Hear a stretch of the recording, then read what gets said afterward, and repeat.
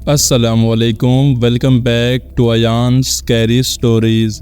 दोस्तों, कैसे हैं आप लोग? उम्मीद करता हूँ खैर खैरियत से होंगे। जहाँ भी होंगे खुश होंगे। अल्लाह ताला आप लोगों को हमेशा ऐसे ही खुश रखे और सेहत वाली लंबी उम्र दे, ज़िंदगी में कभी किसी का मोहताज ना करे। और जितने लोग परेशान हैं अल्लाह ताला उनकी परेशानियाँ दूर फरमाए, और जितने लोग बीमार हैं अल्लाह ताला उन्हें सेहत दे। और जितने लोग इस दुनिया से रुखसत हो चुके हैं अल्लाह ताला उनकी बख्शिश फरमाए। मेरी ये दुआ है आप लोगों के लिए, और आप मुझे और मेरी फैमिली को भी अपनी दुआओं में याद रखा करें। स्टोरी शुरू करने से पहले अगर आप मेरे चैनल पर नए हैं तो चैनल को सब्सक्राइब और वीडियो को लाइक कर दें। अगर आपके पास भी कोई हॉरर स्टोरीज़ है तो डिस्क्रिप्शन में दिए गए नंबर पर आप मुझे सेंड कर सकते हैं। रात का अंधेरा हर तरफ छाया हुआ था। चांद की हल्की हल्की रोशनी में पूरा कब्रिस्तान खौफनाक नज़र आ रहा था।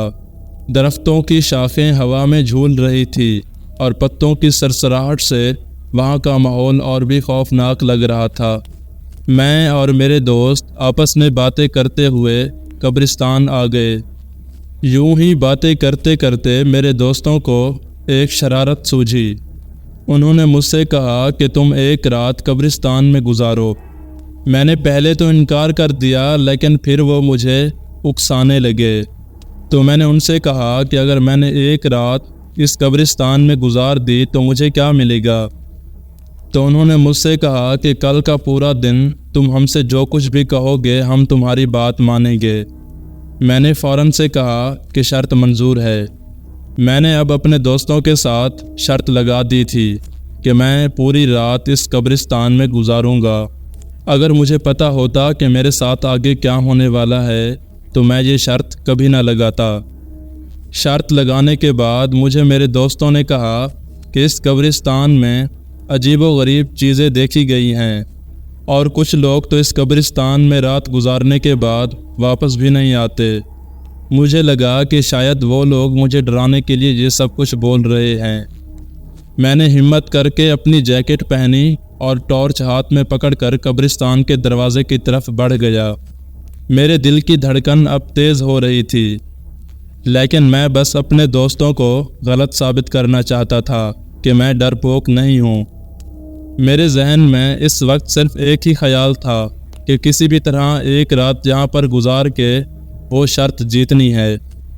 और फिर मैं कब्रिस्तान का दरवाज़ा खोलकर अंदर दाखिल हो गया। कब्रिस्तान में दाखिल होते ही मुझे एक अजीब से खौफ ने घेर लिया था। इतने सन्नाटे में मैं अपने दिल की धड़कन साफ सुन सकता था, जो कि इस वक्त बहुत ही खौफनाक लग रही थी।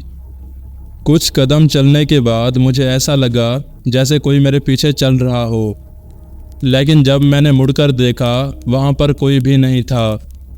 मैंने अपने आप को तसल्ली देते हुए कहा कि ये सब मेरा वहम है, और मैं धीरे धीरे आगे बढ़ता रहा। चलते चलते मेरी नज़र एक मकबरे पर पड़ी। वो मकबरा देखकर मैं उसकी तरफ चल पड़ा और उस मकबरे के करीब जाकर बैठ गया। मुझे अभी बैठे कुछ ही देर गुजरी होगी कि मुझे हल्की हल्की सिसकियों की आवाज़ सुनाई देने लगी, और फिर मैंने अपनी टॉर्च रोशन की और अपने चारों तरफ देखने लगा, मगर वहाँ पर कुछ भी नहीं था। अब मेरी बेचैनी बढ़ती जा रही थी। मुझे लगा कि मेरे दोस्तों ने मुझे डराने के लिए कोई ना कोई प्लान किया है, लेकिन मैं भी हिम्मत नहीं हारा। मैं भी वहीं पर बैठा रहा। तकरीबन 15 से 20 मिनट बैठने के बाद मैंने वहाँ पर एक बूढ़ी औरत को देखा, जो कि सफ़ेद कपड़ों में मलबूस थी और मेरी तरफ बढ़ रही थी। इस वक्त कब्रिस्तान में उस बूढ़ी औरत को देखकर मेरा दिल धक धक करने लगा। वो औरत मेरे करीब आकर रुक गई और कहा कि तुम यहाँ पर क्यों आए हो। मैंने हिम्मत करके जवाब दिया कि मैं एक शर्त पूरी करने के लिए यहाँ पर बैठा हूँ।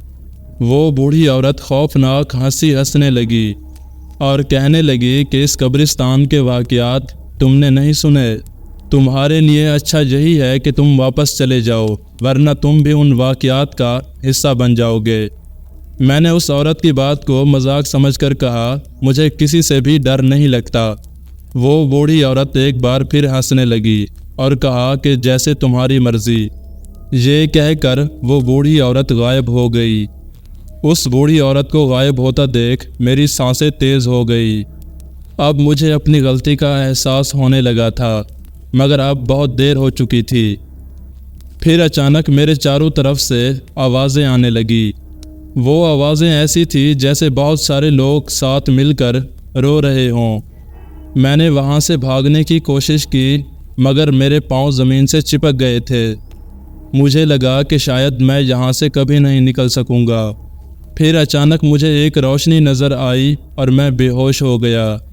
صبح کی روشنی کے ساتھ میرے دوست قبرستان پہنچے تو میں انہیں زمین پر بے ہوش پڑا ملا۔ جب انہوں نے مجھے ہوش میں لایا تو میں نے اپنے ساتھ ہونے والا سارا واقعہ اپنے دوستوں کو بتا دیا۔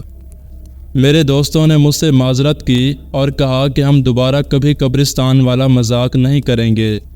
اس قبرستان کی رات نے مجھے ہمیشہ کے لیے بدل دیا تھا۔ وہ واقعہ ایک خوفناک یاد بن کر میرے ذہن میں رہ گیا تھا۔ تو امید ہے آج کی سٹوری آپ کو اچھی لگی ہوگی۔ اگر اچھی لگی ہو تو چینل کو سبسکرائب اور ویڈیو کو لائک کر دیں۔ اگر آپ کے پاس بھی کوئی ہارر سٹوریز